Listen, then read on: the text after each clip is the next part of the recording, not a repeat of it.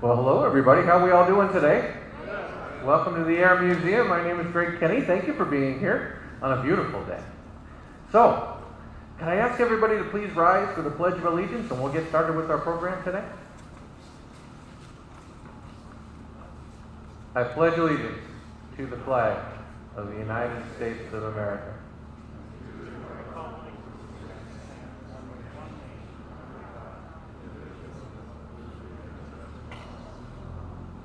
Could I ask all those that have served our country in uniform to remain standing? The rest may be seated. Thank you. Thank you for your service. Thank you for our police. And a few more thank yous to go around, as I always like to do. Of course, thank you to our volunteers. This group of people, I cannot say enough good things. If you're here in the museum today and somebody showed you where the program was or handed you a map or anything else, talked to you about an airplane, that's going to be one of our volunteers. They're like a family here, and I cannot thank them enough for their efforts. So how about a hand for the folks that give their time here, folks? Of course, thank you to our members, those people that support the museum through their sponsorship. We do thank you very much for that. It enables us to keep doing what it is that we do here, these Saturday programs and everything else that we do to try to preserve our history and keep it all alive. So, if you're here today and you're not a member of the museum, if you're watching at home and you're not a member, please think it over. You can get signed up right on our website, or if you're in person, of course, you can do it right at the front desk today. So please do consider it. We'd love to have you as part of our museum family. And now, a thank you to our featured speaker today, Mr. Gary Craig. Thank you, Gary, for being here. And let me tell the folks a little bit about you, and I'll turn it over here. Gary was born in Seattle in 1939. He attended the University of Washington. And you got your degree in mechanical engineering, is that right? One of those smart people. He was a member of the Air Force ROTC, Phi Gamma Delta, on the swim team. Got married in 1962, and that is also when I believe you embarked upon your Air Force career. Is that correct? Okay, I'm batting pretty good so far. And you were in the Air Force from 62 to 67, then recalled again from 68 to 69 as part of the Pueblo incident. You spent some time with IBM and also Craig and Associates, which I assume is not coincidentally named. And of course, you eventually retired in 1984 from the United States Air Force Reserve as Lieutenant Colonel, and you currently live in Bellevue, Washington, but you're here with us today, and I want to thank you for that. I'm also not going to forget to mention that you also have 4 grandkids that you're also very proud of. So thank you for that. Won't you folks please welcome Lieutenant Colonel Gary Craig.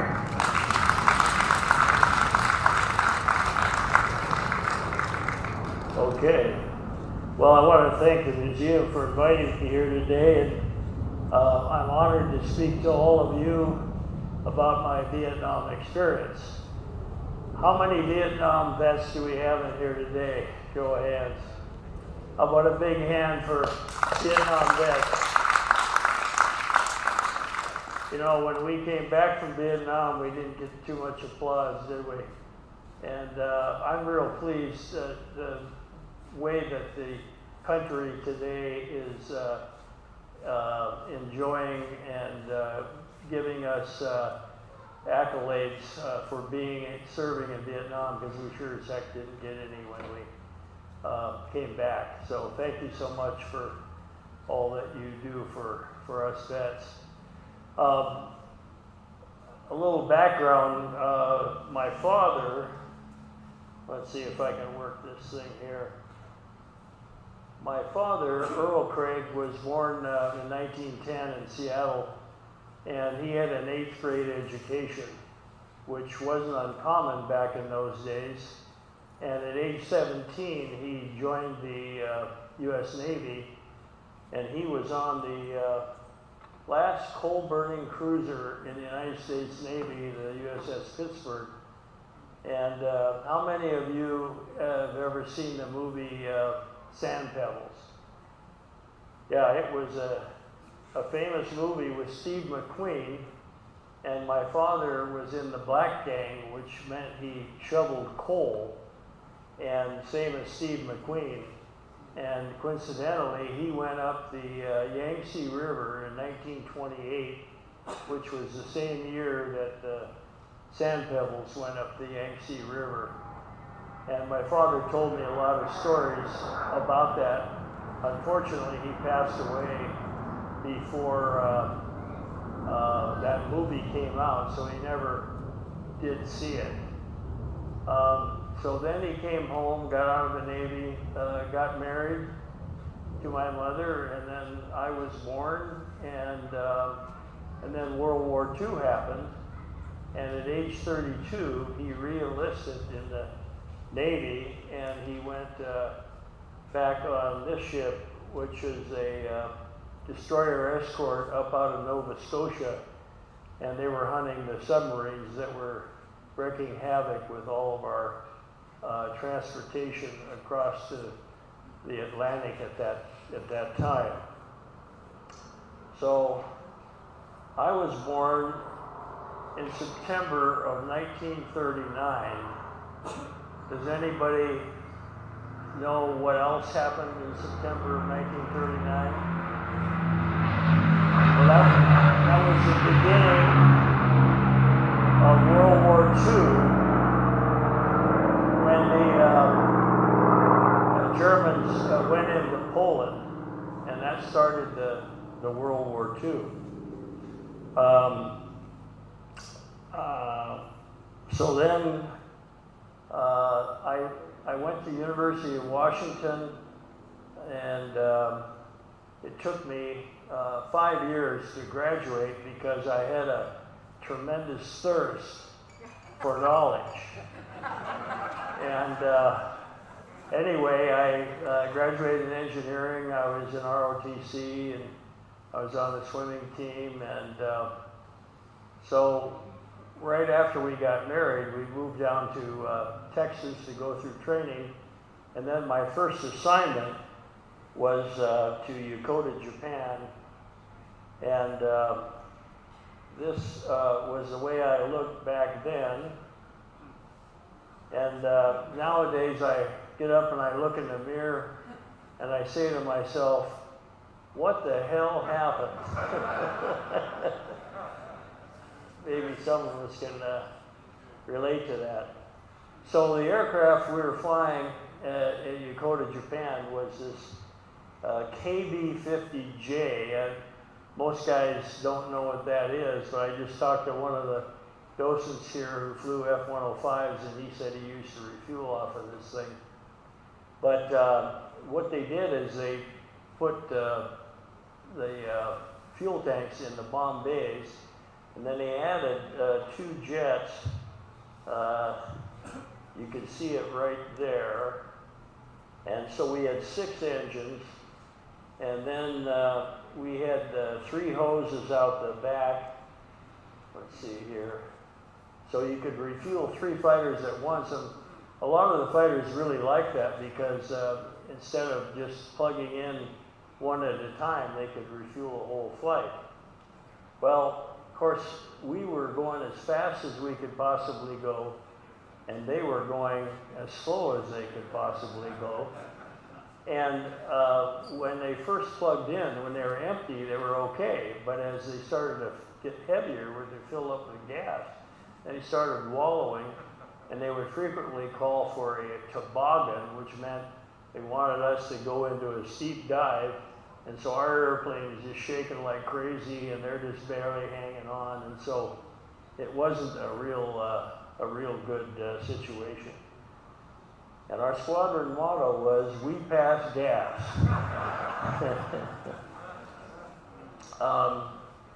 When I first got there, they said they had a flight going down to Wake Island to refuel some fighters coming over from the States.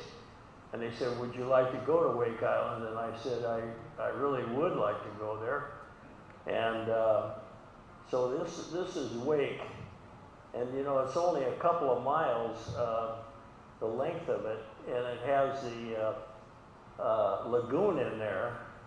And the old Pan Am Clippers used to fly in there, land in the lagoon, and then they still had the ramps there from that time, way back, and they were flying boats, and they would fly around the world in those things, stopping for fuel. And but anyway, they had beautiful white sandy beaches.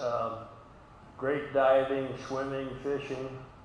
And one day I asked the rescue boat there if I could go out with them, and they said, sure, run by some Hawaiian fellas. And so we dropped a line in the water, and in about 5 minutes, there's this huge tuna just flopping on the deck.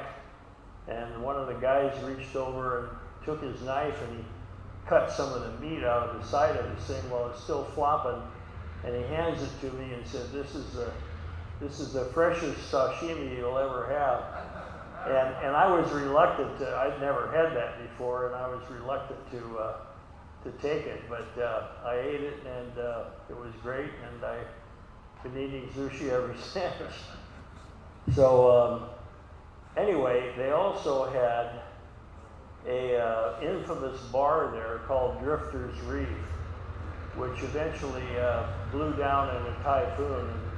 Don't have it anymore, but at the time it was quite a bar, and we had Navy personnel would come down, and Air Force personnel, and then sometimes we had charter flights, TIA and Flying Tiger and Pan Am that were bringing troops over, and they would stop there overnight to refuel.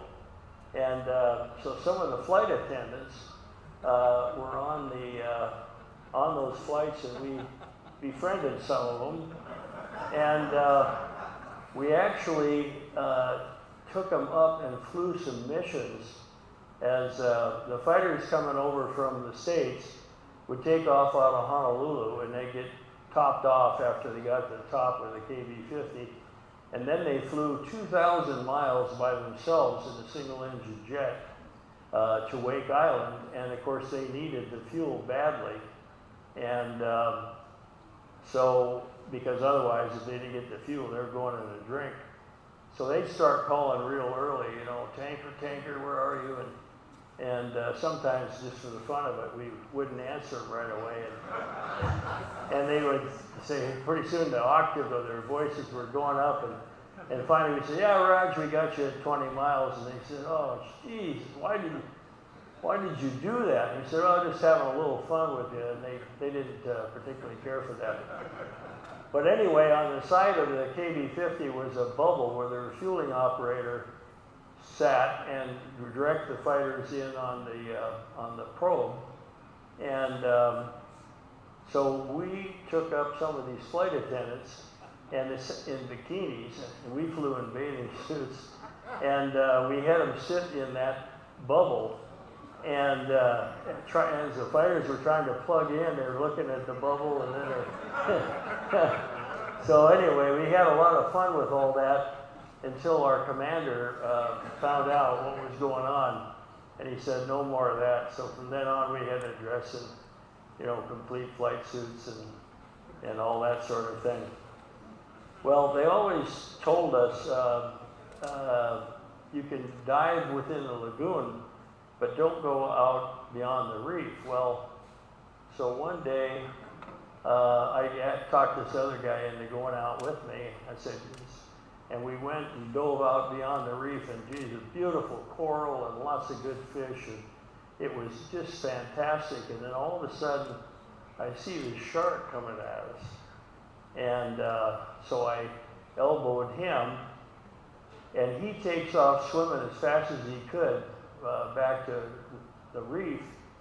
And we had taken water survival, and they always said, don't splash and make a lot of noise and everything like that. Some of you guys are nodding your heads, you've been through that. And so anyway, he's going as fast, and I thought, boy, he's really making a mistake. Well, turns out he makes it back to shore, and then the shark is coming around me.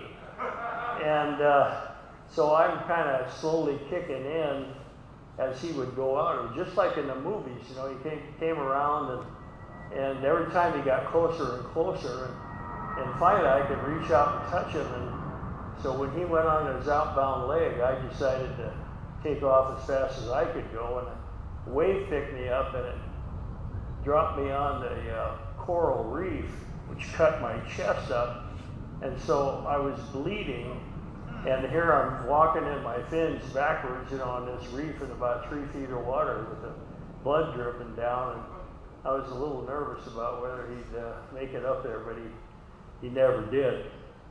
So anyway, I made it back from that. And then on August of 1964, we had an alert recall, which means you're supposed to show up at the base with your bag in hand and all that sort of thing. And I told my wife I just got to go there and check in. I said, I'll meet you over at the club for breakfast. So anyway, I arrived there, and the commander said, gentlemen, this is not a drill. We're going to war. And I said, where? And he said, Vietnam. I said, where is that? And so, of course, we didn't have cell phones or anything, so we jumped in our airplanes, and I couldn't call my wife. So she sat there at the club for about 3 hours waiting for me until she finally got the word of what was going on. So that was the day of the Gulf of Tonkin resolution in August of '64. And so we flew straight to Saigon, and we stayed. At that time, there weren't many Americans there, and so we stayed in the finest hotel in downtown Saigon, which was the Continental Palace. And it was a beautiful city, and we were allowed to join the exclusive French athletic club there, which had swimming pool, tennis courts, and they had water skiing on the Saigon River, which lasted until a couple of guys got shot at, and that sort of ended the water skiing. So our mission was to fly up north along the Ho Chi Minh trails and do refueling. And I often tell the story that my very first time in Saigon, we stayed at the finest hotel, and then as the war progressed, we stayed in lesser and lesser hotels because there were colonels and generals coming in. And my last flight later on, when I was in the reserves, I was over there just before the fall of Saigon, and I slept in a tent on the side of the runway. So it got, worse and worse as time went on. Another hotel that was there right on the Saigon River, you can see that, and then across the river, the war was going on. And this is a majestic hotel up about 10 stories, and it had a swimming pool and a restaurant and bar. And I used to sit up there in my bathing suit, drinking a cocktail, and watching the war going on right across the river. There was bombing and strafing and artillery and small arms fire, and so it was a pretty interesting deal. So then, 2 months later, we got transferred to Tok Lee, Thailand. Let me see, I guess Tok Lee was right there, and there was Karat and Ubon, Udorn, Ubon, Nakhon Phanom, and Utapao. And most people don't know, but most of the air war conducted by the Air Force during Vietnam was along the Ho Chi Minh trails, and it was flowing out of Thailand. And so anyway, we were providing refueling up just north of Udorn, up in Ben Thanh. There's a place up there called the Plain of Jars. And nobody knows what, there's a bunch of these huge jars about this big. And I've never found out exactly what they were. Some people thought they were burial urns or whatever, but they'd been there forever. And so our mission was to go and refuel the fighters that were bombing the Plain of Jars at that time. And anyway, this Tok Lee, Thailand that we moved to was very primitive. It was just a strip of concrete in the jungle, and there were tents there, and we slept in tents along the side of the runway. And one night I got up and go to the bathroom, and I stepped on something, and I flipped the light on, and it was a cobra, king cobra, went sliding out of the door there. And also the animals would warm themselves on the runway every night. So before we took off, we had to run a Jeep down the runway to shoo off the water buffalo and snakes and whatever animals were on there. So anyway, one morning, probably about 4, we took off to go up to the Plain of Jars, and we got just about up there, and all of a sudden we started getting fire warning lights, and I never saw any tracers or anything, so I don't know exactly what happened, but we shut down 2 of the inboard engines and then realized we had to abort the mission, so we were on our way back turned around to go back to Thailand, and but in order to get hydraulic pressure, the pumps were on the 2 inboard engines, so we windmilled one of the engines, and then it caught on fire. So then we shot the CO2 to it, did not put out the fire, and then the other inboard caught on fire, and then we had a generator overheat on the 3rd engine, and we had a stream fluctuating torque on the other engine, and I had a friend who had bailed out a couple weeks before, and he said that they had multiple engine fires, and they were trying to mess around with them and wait a while, and so finally they decided to bail out. Well, he got out, and as he got out, the fire burned through the wing fell off, plane went in a spin, everybody died but him. So he told me, he said, "Gary, if you ever get in this situation, I suggest you get your fanny out of there." And so the aircraft commander said, "Bail out, bail out, bail out," and rang the alarm bell. Well, all I heard was bail. And I was hanging on the side down in the KB-50, the nose gear, you lowered the nose gear, took the hatch off, and there was a ladder there. You go in and out of the aircraft through that. So you're supposed to climb down this ladder and then bail out from there. Well, after what he told me, I was just anxious to get out, so all I'd heard was bail, and my boots were going out the door. And so anyway, I'm in my parachute watching the airplane fly away on fire, and I kind of pinched myself and said, "Is this really real or what?" I mean, it was like 4 in the morning, so I was real still tired.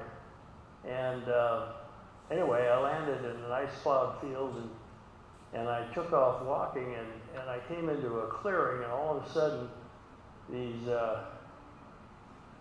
so that was the fire deal, only ours is at night, and these native guys came about to jump on me, and I had a pistol, but there were so many of them, and they didn't have guns, but they had spears and blowguns and machetes and things. And so, I put up my hands, and so they were all over me. And then pretty soon the kids came out of the village, and they were living in grass huts and wearing loincloths. And so I started handing out whatever I had. I mean, I had pencil and pen, chewing gum, candy bar, whatever I had in my pockets, I started passing out, trying to be Mr. Nice Guy. And we had this budget with us that some of you probably know, but it's written in several languages. It says, "I'm an American, and if you help me, you'll be rewarded." So I had the chief with me, and of course, I'm trying to show him what's written there. And I don't think he'd been to school a day in his life, so he didn't understand what I was saying. But anyway, I just kind of danced around for about an hour, and we had gotten a Mayday call out, and they had us on radar. And so all of a sudden it was just getting daylight, and I heard this chopper, and he came over and he saw me, I saw him, and he let down this little field, and I took off running as fast as I could, and dove in the side of the chopper, and off we went. And I don't know if they were throwing spears at me or not, I didn't turn around to look. But we went down along the flight path and started picking the other crew. There were 6 crew members total. And one guy was in a swamp, and another guy was hanging from a tree, and another guy broke his leg. And but we picked everybody up, and we got back to Tok Lee, and we started pouring champagne over our heads and everything. It was we were pretty happy to be picked up. The next day, we jumped in some canoes, and we started paddling up the river to where the plane had crashed. It had flown for probably 10 miles.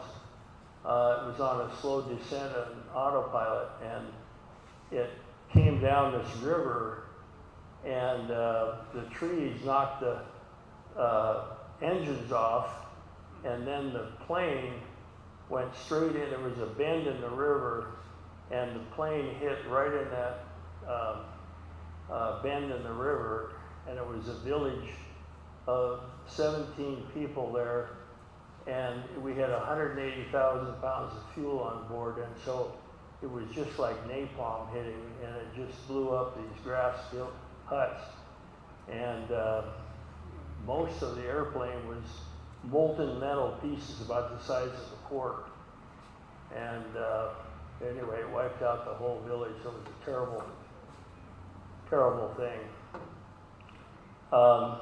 So we went back to the base. Our squadron sent down an inspection team to check out our airplanes, and they were so old that one of the guys was up on a ladder, and he put his hand through the skin of the tail. I mean, it was so corroded from being over there so long, and it was so old. So anyway, they recommended that they do away with our squadron, and everybody went to different squadrons. But they had one more mission for us. They said, you guys go down to Saigon, pick up one of the airplanes, and take it to the boneyard in Davis-Monthan in Tucson, Arizona. And so anyway, the same crew, we went to Saigon, we got in the airplane, we took off. On Plymouth, we get a fire warning light, and of course, we had just bailed out, so we were a little nervous. And so anyway, we shut down one engine, and we pressed on. We got leveled off, and all of a sudden I smelled smoke in the cockpit, and I turned around, and the whole nav compartment was on fire, and put the CO2 to it, and we got that stopped. And so anyway, it burned up a lot of equipment, one of which was the autopilot, and we diverted it into the Philippines. And so you write that stuff up, and we went and had dinner, went to bed, and you're expecting to come back and have everything fixed in the morning. Well, we got back and they had fixed nothing. And they said, well, you guys are just going to have to hand fly it back to Arizona, and because we're not fixing anything on that airplane. So anyway, we made it to Tucson, and it was really quite a thing taxiing in the boneyard past P-51s and B-17s, and it was really kind of a neat deal. And I think the airplane that I brought in there is now at the Pima Flight Museum in Tucson. I don't know if you've been there, but it's a real nice museum as well. So anyway, we all went to different squadrons, and I volunteered for B-57 Canberras, which is kind of a fighter bomber out of Ben Hoa, Vietnam, and I didn't get it. I got C-130s in Okinawa, but it was a good thing I didn't get it, because the B-57s a couple months later had full bomb loads on, and there was a flight of about 10 and they were taxiing out in trail, and a mortar attack happened, and blew up one aircraft, which blew up all the other aircrafts in sequence, and I lost several friends in that attack. So anyway, so we went, my wife and I flew on a C-130 down to Okinawa.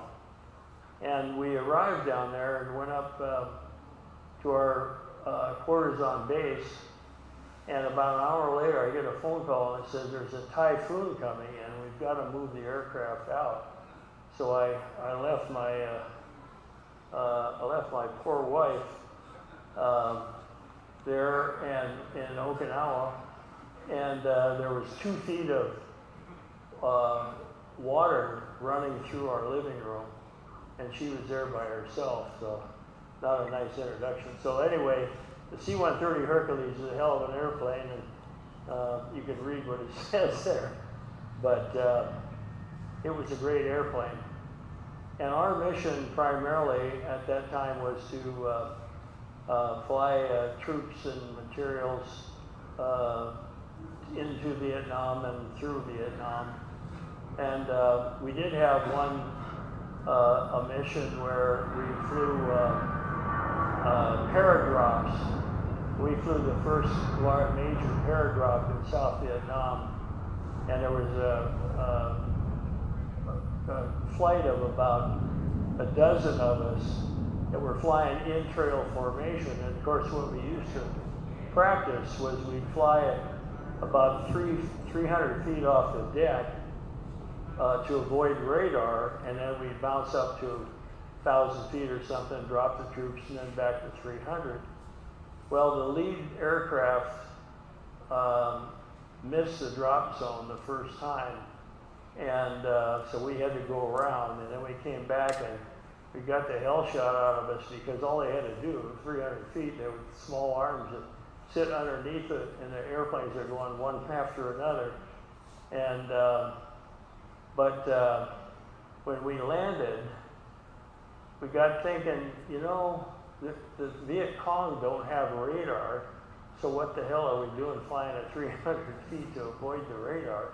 We should have come at 5,000 feet and then dropped down. But anyway, so that wasn't a very successful mission.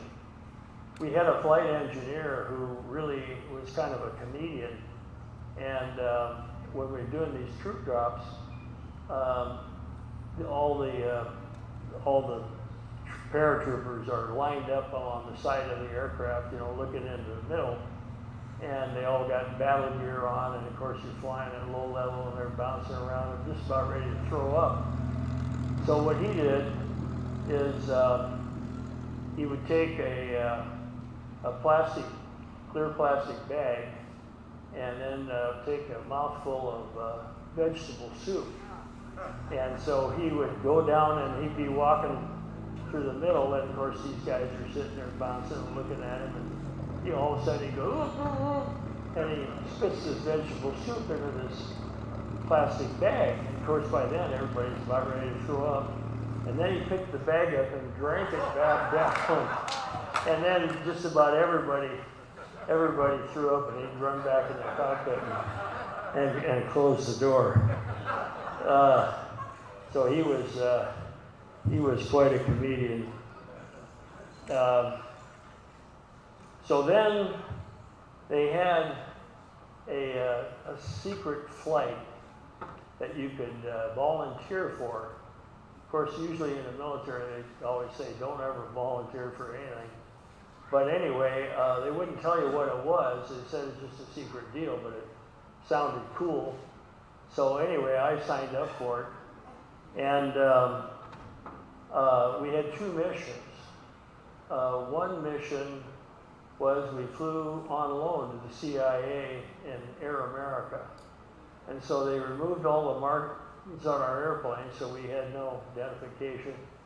We flew in civilian clothes, and essentially we were soldiers of fortune, and they said if you got shot down, we'll do the best to bring you back, but basically you're kind of on your own. And so our mission was to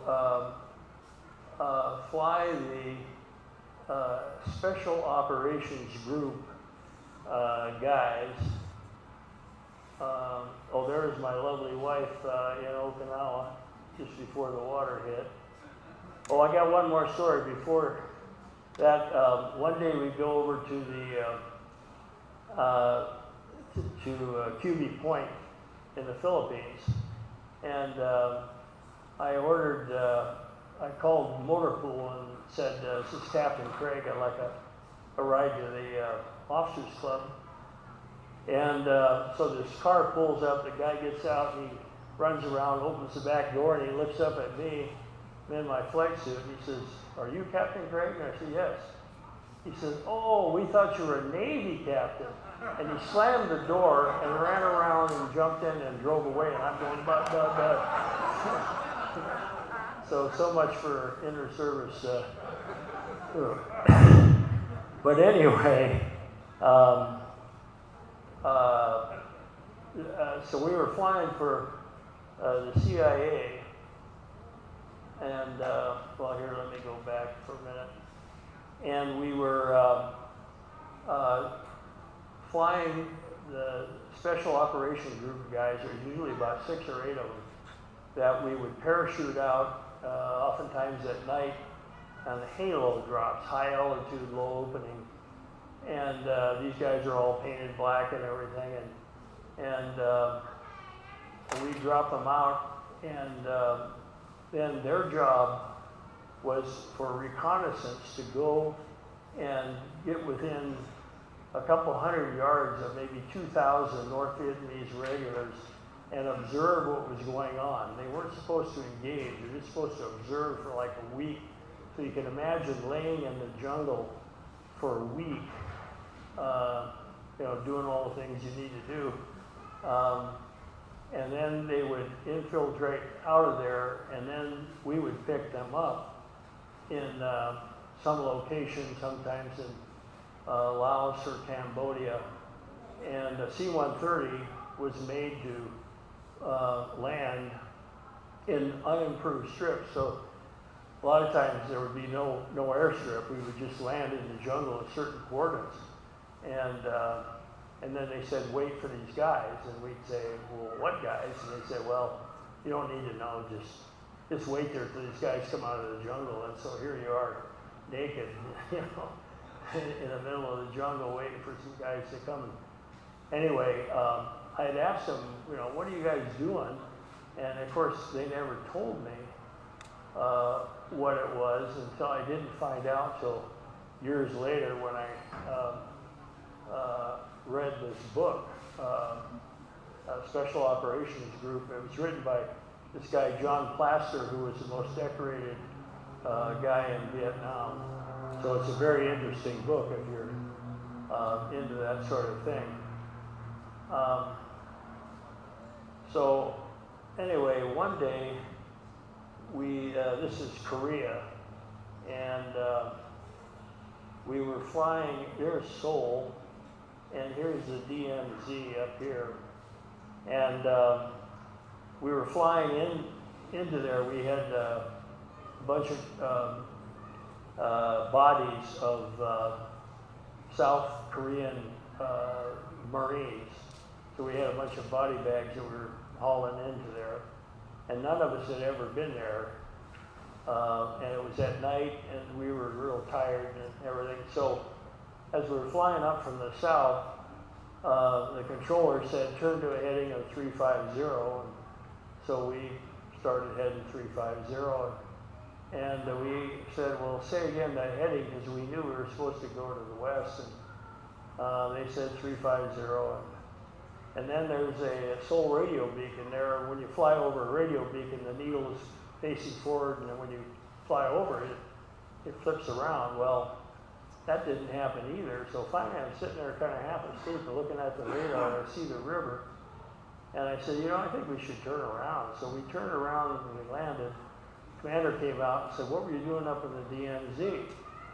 And we said, well, the controller said that. Well, he called the controller and said, no, we were telling him 270. So what they do in North Korea, you know, the war supposedly ended in 1940, or 1954.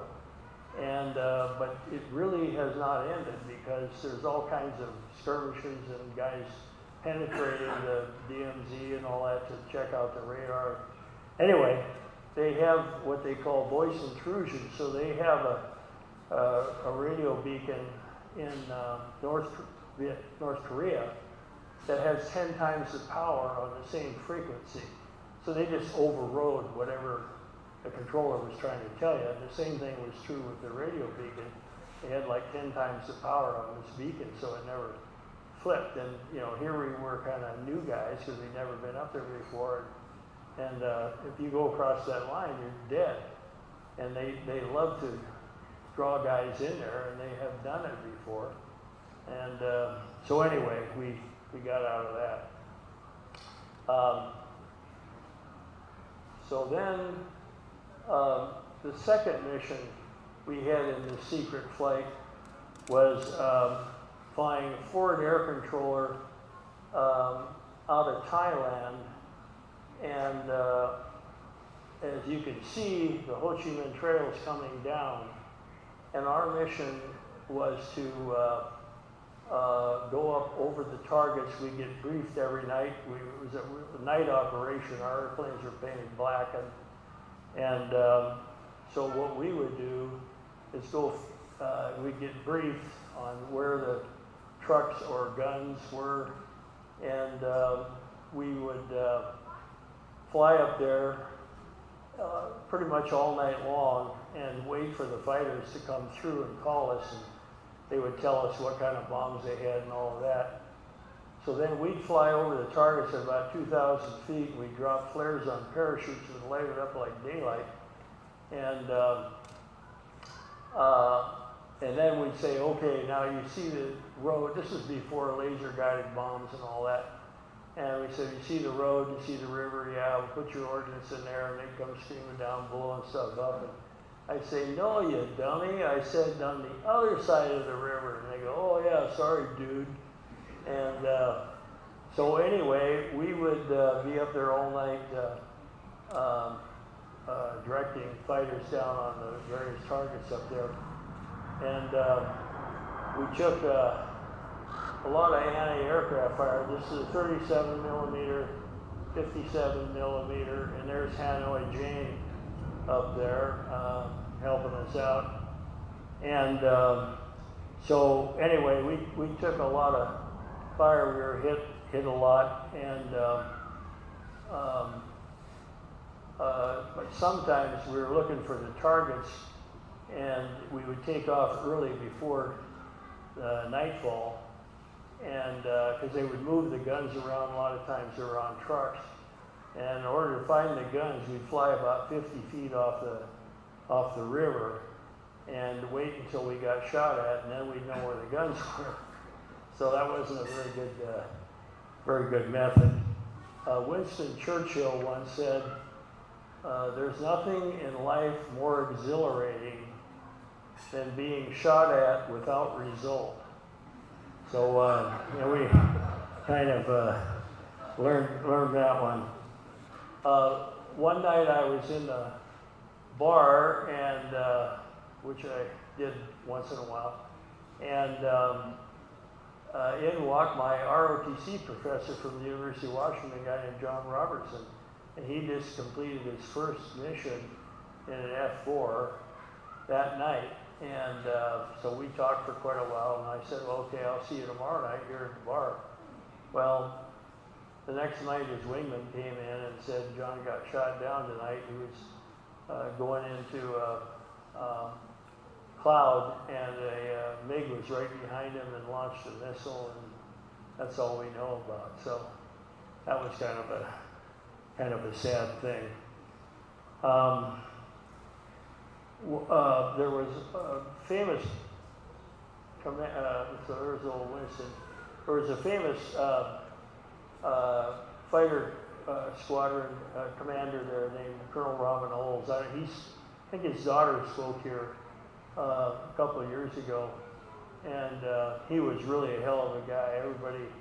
Everybody liked him, and he was the guy that one night they used to fly the F-105s, which were kind of the bomber, out of certain bases in Thailand, and they fly, you know, almost the same track every night, same call signs, same airspeeds, altitudes. And then the F-104, when you got an F-105 right out the door here, and there's a F-4 right there, it flew CAP for combat air patrol. And so when the MiGs would launch to knock down the bombers, the F-4s are supposed to sweep down and get the MiGs. Well, they didn't want to engage us, so they took off out of China or out of North Vietnam, and oftentimes there were Russian pilots or Chinese pilots, and they would just make one pass on the bomber and then they would go land so they didn't get shot up.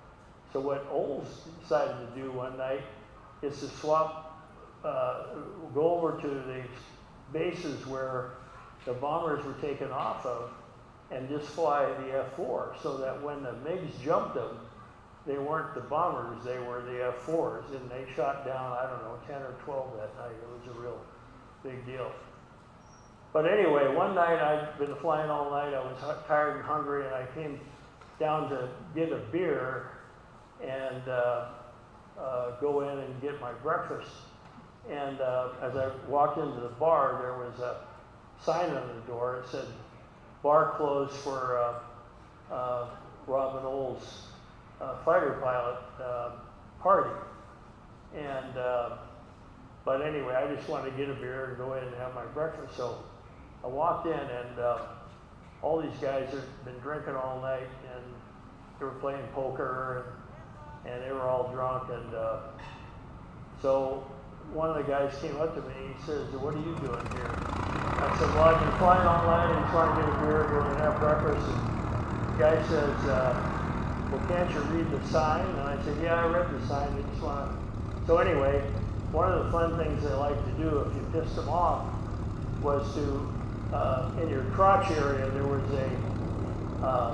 a knife pocket which had a switchblade knife, and then on the other end had a curved knife that in case you got shot down and you were hanging your parachute in a tree, you could use this thing to cut the shroud lines. And so it was down in a pocket on your crotch area. So guys like to come over and rip that thing off, and it had a hole in it. They would hang it up on this hook on the bar. So it was just kind of a fun thing for them to do. Well, I was just kind of tired, and I wasn't in the mood for that. So the guy came over to rip my pocket off, and I decked him just like in the cowboy movies, and he landed spread eagle on the poker table, and Jesus, everything went flying and everything. So then everybody got up, they came over, grabbed me, took off all my clothes, including my boots, and they opened the back door, and it had been raining, and there was this red mud there in the back. And so they go 1, 2, 3, and they toss me bare ass naked out into this red mud. And so people are coming to work by this time and everything. They're looking and seeing this guy flying out of the bar. And so anyway, I had to take off. I had to run about a half mile back to my quarters. So that was kind of a fun night. So I went back the next day with all my big friends and looking for these guys. Of course, we couldn't find them. Anyway, so then I was getting ready to get out of the Air Force, and they said, "You got one last mission. You got to go down to in Thailand. There was a place called NKP, Nakhon Phanom, and we called it Naked Fanny, and they had these A-26s there, and in the nose there are 8 cannon. You can't see it very well, but so we had picked up this airplane and we were taxiing out to take off, and the tower called and said you got fuel dripping out of your wing, and so we had to turn around and go back, and they said it'll be a couple of days to fix this thing. So I went over to the A-26 squadron and said, hey, I fly blind bat, and I'd just like to fly a mission with you guys and they said, fine, show up at midnight. And so I ate a big greasy breakfast and went over there at midnight, and there was a pilot and co-pilot side by side, and then there was a jump seat behind it, but the canopy's low, and so here I've got my head, kind of bouncing off this canopy, and so anyway, we took off, and at night, and we get up, and there's a lot of karsts there, which are, very steep, thousands of feet steepness on the terrain, and they said, are you okay back there? And I said, yes, sir. They said, well, we're rolling in. And so off they go like this, and they go down, and they start firing these cannon, and there's smoke and flames and everything coming up over the canopy, and the plane is shaking like crazy, and I thought we had been hit. And I thought, man, I'm going to have to bail out again. And but it was just the firing of the cannon, Anyway, we get down to the bottom, and they pickle off the bomb, and then they were straight back up again, and the G's, my head almost bounced off the floor. And fortunately, I had a barf bag down in my pocket there, and I pulled that out, and so I'm throwing up, and I got my mic here, I'm barfing on my mic, and Jesus, we get up to the top, and I'm going, and they said, are you okay back there? And I said, yeah, I'm okay. And they said, oh, okay, we're rolling in again. And so we go back down, and the same thing. Fortunately, I had 2 barf bags, and I filled that one up, and we finally landed. I got out of the airplane, and they were going back to the club, and I said, well, I've got to lay here for a while. So I just laid down on the ramp for about an hour. I mean, I was sweating, and terrible. My first son was born in Okinawa, and my wife was having trouble with pregnancy, and so she went down to the base because she wasn't feeling very good, and out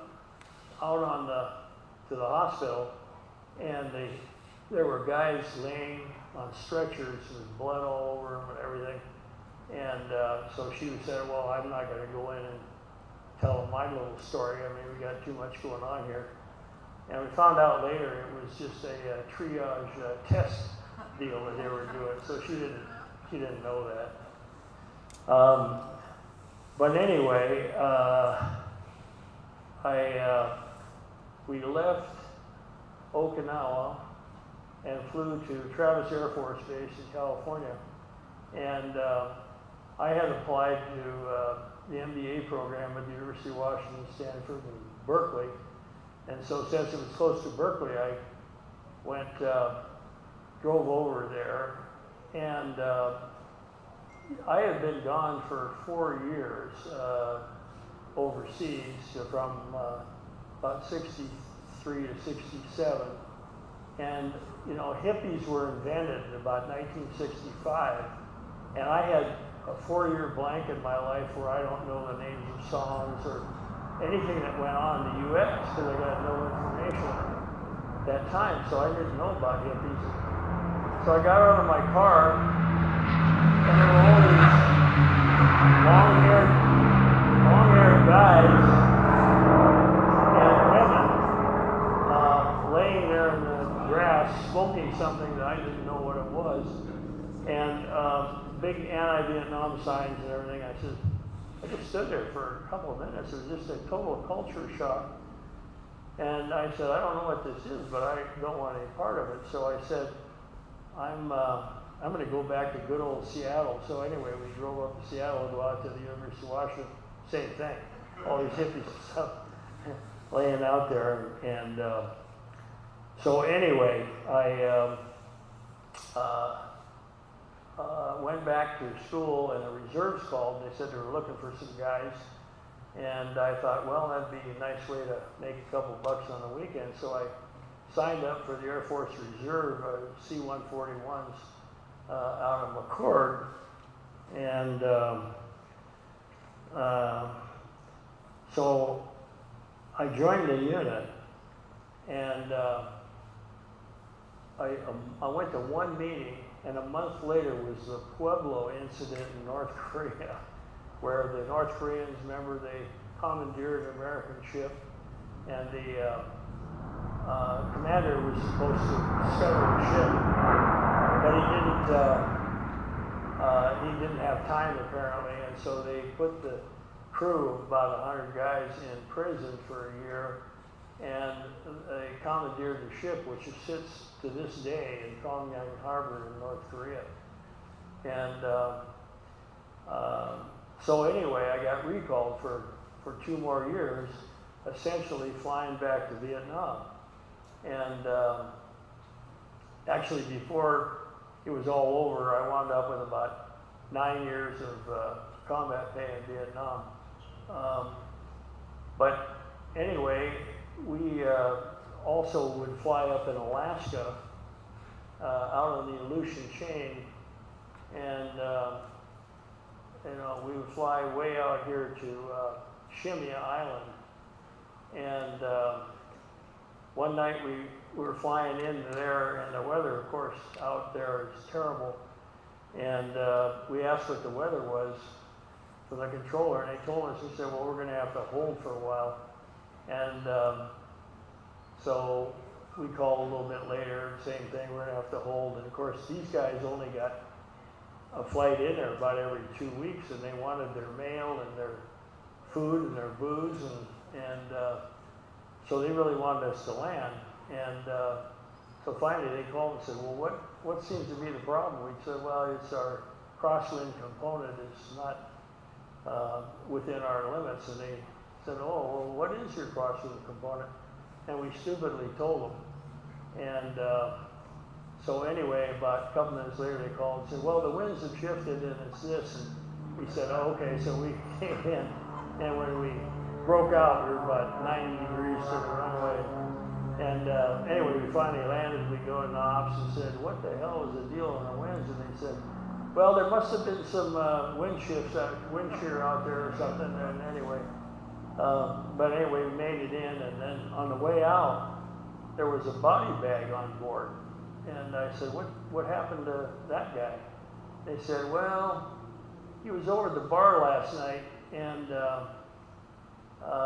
walked out of the bar, and he wound up this morning with a bullet hole in his head.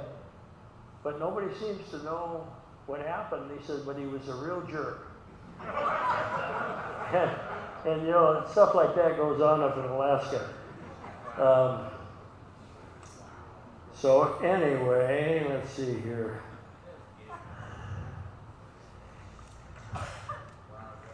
So I got out in 1970, and I had been interviewing for a job at IBM. And the fellow that was in, we got talking about stereo equipment, and I had all the latest stereo equipment. He said, boy, I'd really like to have some stereo equipment like that if you ever get a chance. And I said, okay, and left the office. I drove home, and my wife said, the Air Force called, and you're late to go to Vietnam, so you need to get rolling.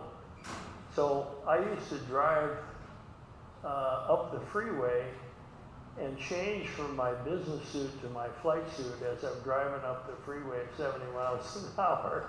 That was quite a deal. Anyway, I get up there, and we took off for, we were flying to Yokota, Japan first, and then we were going to next day fly to Vietnam, and then come back the next day and go home. So, but the stores were about ready to close, and I said, should I get that stuff for him now? Or anyway, I thought, okay, I'll go do it. So I went down and I bought the stuff. I came back, ate, went to bed, got a phone call early in the morning, said, change your plans, you're going back to McCord. And so anyway, we flew back, and I don't know how many hours it was, probably, I don't know, 30 hours or something. like that, and I stopped by his office, and he was out to lunch, so I put all the stereo equipment on his desk, and I drove home, and the phone rang, and the guy says, "You're hired." He said, any guy that's that resourceful, I mean, it was, I don't know how many hours from the time he said he'd like to have it till I dumped it on his desk. The odds of that are about 1 in 10 million, but it worked. And I was the last, that was back when remember the last one out of Seattle, turn out the lights, that famous sign in Seattle, and so I was the last guy hired into IBM at that time.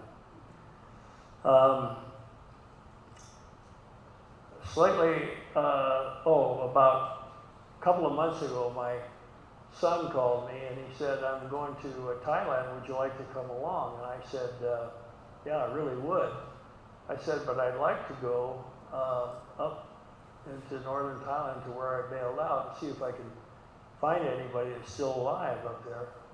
And so anyway, we rented a taxi. We went way up in northern Thailand and met this gal. They said there's only one lady that is old enough that would remember that. And they said she owns a sugar cane field up the road. So anyway, we get in a taxi and the sugar cane's slapping all over the car and everything. We get to this little hut and she came out and I had the concierge at the hotel right up with what I was looking for. And she said, "Yes, I was 12 years old when you bailed out into our village, and I remember it well." And so anyway, my son is there on the left, and we took him out to dinner, and we sat there and ate and drank for 2 hours. It was the nicest place in the area, and the total bill was $25. I mean, just amazing. And so, anyway, slightly off the subject, they called our parents the greatest generation. And of course, they went through the Depression, World War II, and I call us the luckiest generation. And I say that because, during the war, you couldn't buy a car or refrigerator or toaster or anything. When the war was over, when we were growing up, they turned all that into, making all that stuff for us. And you think of the freedoms that we had back then. I mean, get out, leave the house in the morning, go out and play in the woods or ball fields or whatever you did, and you didn't come home till lunch, and then you'd go out until it got dark and you'd come home. Remember we had drive-in theaters and we had rock and roll music. You could go fishing in Seattle, out in Puget Sound, and come back with a 50-pound salmon, no problem. And one friend of mine and I, when we were like 12 or 13, rode our bicycles up Whidbey Island, about 50 miles, spent a week by ourselves camping out at Deception Pass State Park there, and then rode our bikes back home. I mean, today, if parents were caught letting their kid do that, they'd put them in jail. And so just the freedoms that we had and the good times that we had, and they invented beer during that time. So anyway, we just had a wonderful, wonderful time. And I think that we should be very thankful and very grateful for living in America at the time when we did. And so anyway, God bless you all, and God bless America. And I don't know, Greg, do you have any time for questions over here? Yeah, whatever, if somebody's got a question, fire away. Is there anybody with a question? Anyone? Gary, how many missions did you What? have about? About how many missions did you fly? I didn't keep track of them, but several hundred.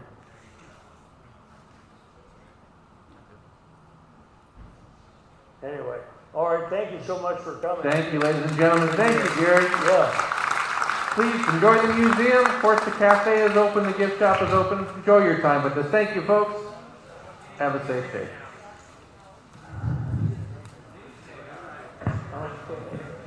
Hey, how you doing? Okay, John.